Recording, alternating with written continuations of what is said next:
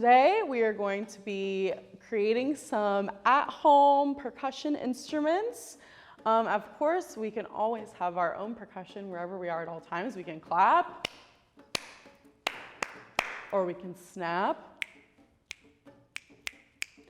But if we want to create something that feels a little more like a real instrument, I can show you how we use at-home supplies that you probably already have around the house to create some percussion instruments.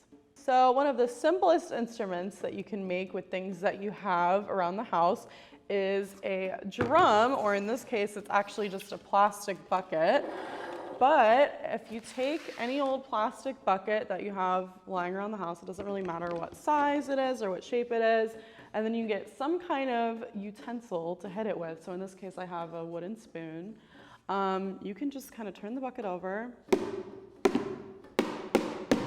And it doesn't sound exactly like a drum, but you know, it's close enough, and you can kind of change the sound depending on where you hit it.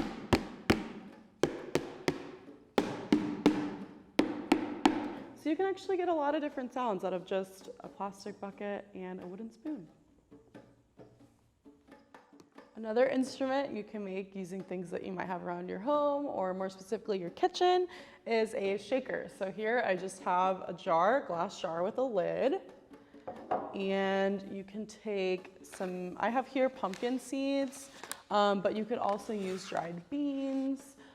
You could use paper clips, really anything that is kind of small and hard and can rattle around in there. So basically you're just going to take the lid off of the jar, and you can kind of experiment with how many seeds or beans or whatever you're using that you want in the jar.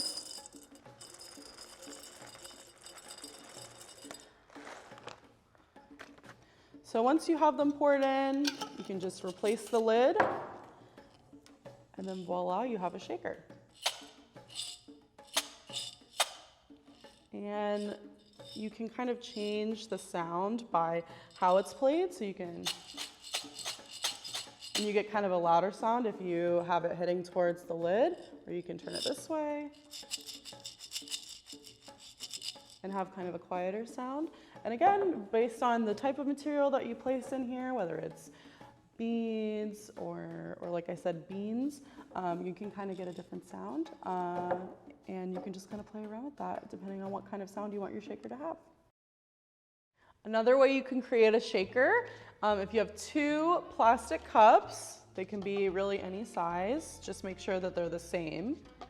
And again, just some seeds or beans, or paper clips. I have here some popcorn kernels, and you'll take whatever you're using for your shaker and you pour it in to one of the cups. Okay, trying to get all these kernels out. There we go. And then get your cup, place it on top of this, and you'll also need some clear tape or any kind of tape, duct tape. In this case, I have this clear tape. And you'll just kind of tape it around. And you want to make sure you get a good seal so that none of whatever you're using as your shaking material will escape when you play your instrument. So you just want to make sure it's attached really well. And there's your shaker. So it's played like this. And again, just like with the jar, there's different ways you can play it. You can play it like that. You can play it just by inverting it. Just kind of play around with it until you get a sound that you like. Something else we can do with our homemade instruments is putting on a song that we love, maybe with a friend or a family member, and just singing along and playing our instrument to the song. So that's what we're going to do now, and I have the song Rockin' Robin. He rocks in the treetops all day long, hopping and a-bopping and singing his song. All the little birdies on Jaybird Street love to hear the robin going tweet, tweet, tweet. Rockin' Robin, tweet, tweet, tweet. Rockin' Robin, tweet, tweedly-dee. We'll go rockin' Robin, 'cause you're really gonna rock tonight. Every little swallow, every chickadee, every little bird in the tall oak tree, wise old black crow, flapping their wings, singing, go bird, go, rockin' robin, tweet, tweet, tweet, rockin' robin, tweet, tweedly-dee. Well, go rockin' robin, 'cause you're really gonna rock tonight. Pretty little raven at the bird bandstand taught him how to do the bop, and it was grand. We started going steady, and bless my soul, he hopped up the buzzard and the oriole. He rocks in the treetops all day long, hopping and a-bopping and singing his song. All the little birdies on Jaybird Street love to hear the robin going tweet, tweet, tweet, rockin' robin, tweet, tweet, tweet, rockin' robin, tweet, tweedly-dee. We'll go rockin' robin, 'cause you're really gonna rock tonight. We'll go rockin' robin, 'cause you're really gonna rock tonight. We'll go rockin' robin, 'cause you're really gonna rock tonight. It was so great singing and playing instruments with you all today. Feel free to grab someone you love and listen to some of your favorite songs and have fun creating instruments and playing instruments. Now I'm going to show you how to make another instrument with common household supplies. So we have our spoons, and I'll show you the finished product first so you kind of know what we're going for. We have 2 plastic spoons that are back to back, and they are taped together at the handles, at the bottom of the handles, and then they have this spacer made of tape. And when you hit them together, they make this cool clacking sound. So to make them, you'll need 2 plastic spoons that are the same exact spoon, so they have to be the same size. And you will also need some masking tape. So for these, I like to use this kind of tape, this masking tape, because it's very pliable, it's easy to ball up, so you kind of need something like this. So to make them, first we have to make sure that they're back to back. So just kind of get how they're going to be lining up the base of the spoon. You want to make sure that the bottom of the handles are exactly in line. Then you take your first piece of tape. It helps if you kind of stick it to the top spoon first, so that you kind of have somewhere to go. So I kind of wrap it around the edge. Then you're going to put it against the other spoon back to back. And you want to make sure that, again, that they're lined up together, which is like the most important part. Then you're going to wrap the tape around. So you're going to make sure that they're stuck together and that they're as far together as they will go. And wrap the tape around them.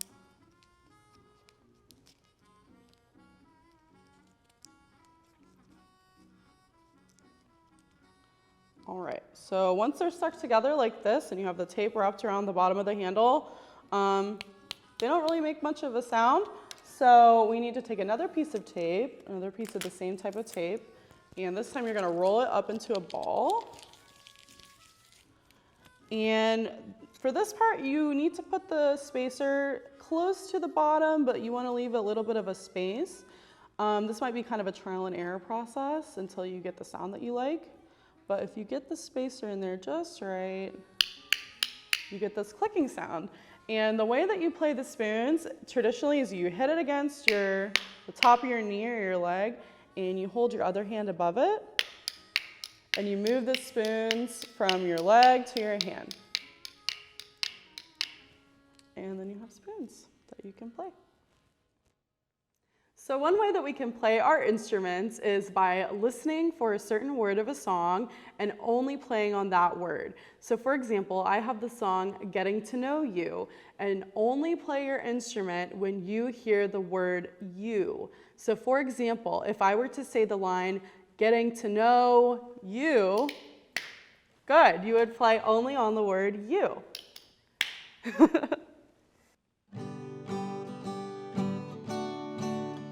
Getting to know you, getting to know all about you, getting to like you, getting to hope you like me, getting to know you, putting it my way but nicely, you are precisely my cup of getting to know you, getting to feel free and easy. When I am with you, getting to know what to say. Haven't you